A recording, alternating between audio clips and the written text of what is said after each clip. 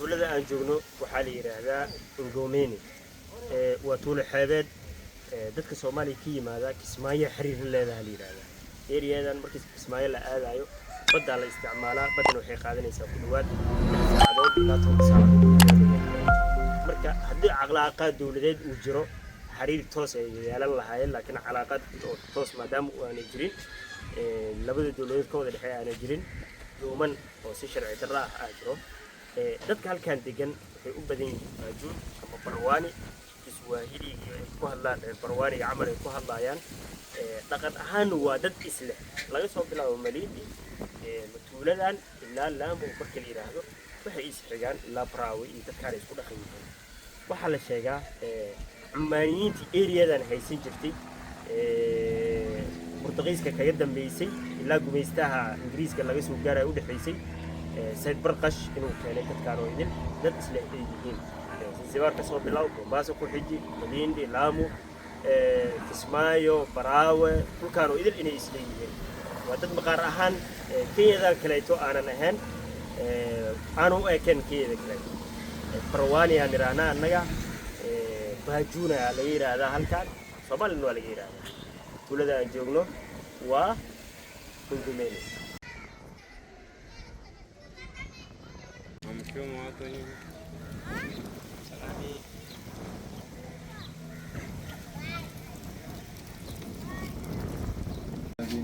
tuuladan Ngomeni la intaan dhaxlureegaynay u dhawaad 3 saacadood hal qof oo Soomaali ah aan ka dhaxragnay ma jirto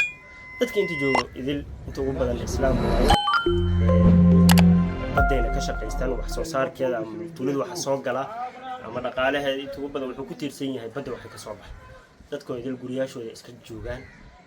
suuqa raadinay meelsha lagu cabaa raadinay waan weyn qof baa wuxuu ugu yiri ina idin kareeyo ma aqaan laakiin maqaxay idin tilmaamayo oo in safe graynaysa oo dadkan badda wax kala soo baxaan wayna isticmaalaan intaas oo kaliya noloshooda ay ku dhisan tahay sidoo kale tan markaan wareystayno odayaashooda waxay ii sheegeen hadda guur u timaadeen way u guurinayna ay yiraahdeen qofka isla soconay magaaladan ka wada nimid Malindi ka wada nimid wuxuu igu yiri waxa la yiraahdaa reer Bombaasoodka waxay yiraahdaan ama reer Malindi waxay yiraahdaan tuuladan Marookada labaad sida Soomaaliya idin tahay Marooka idin tahay ee anaga noo macnaheedu guurka meeshan simple u kaya inaad maqaaxir raadisid oo maxaa la yiraahdaa waad shaah ka cabtid waa ka qadaysid waxa ka fudud in gabar lagu siiyaan reerkan Ngoma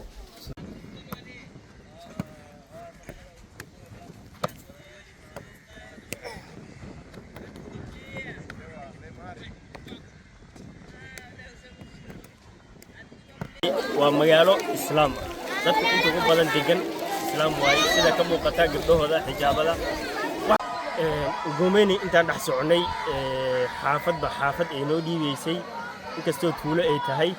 waxaan ku soo aadnay iskuulkan oo activation ka yar uu ka jiro ama nashaadaadka ilmaha loo sameeyo tartanka marathonaga sida idin sheegay magaaladan waa magaalo islaam ah dadka deganna ay islaam yihiin ab iyo awowba ay islaam yihiin iyo isir ahaanba 10 kilomitir ama 30 kilomitir ku dhawaad masaajidan ku arkaynay 30 kilomitir ama dhankaan uu naga qabanayo ama dhankaan uu naga qabanayo dadka meeshan ku nool waa dad islaam ah sida ka muuqata gabdhahooda iskuulka ku jira xijaabaadka ay xiran yihiin magaalada inta dhex socno idin qof walba oo aragno salaamu calaykum salaamu calaykum salaamu calaykum magaalada aan joogno waa Ngomeni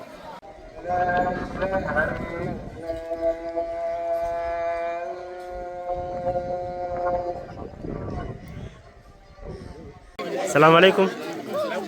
جينا ايه علي ما شاء الله نجوع قراني سوم قراني سوم سورة موجة بسم الله الرحمن الرحيم هو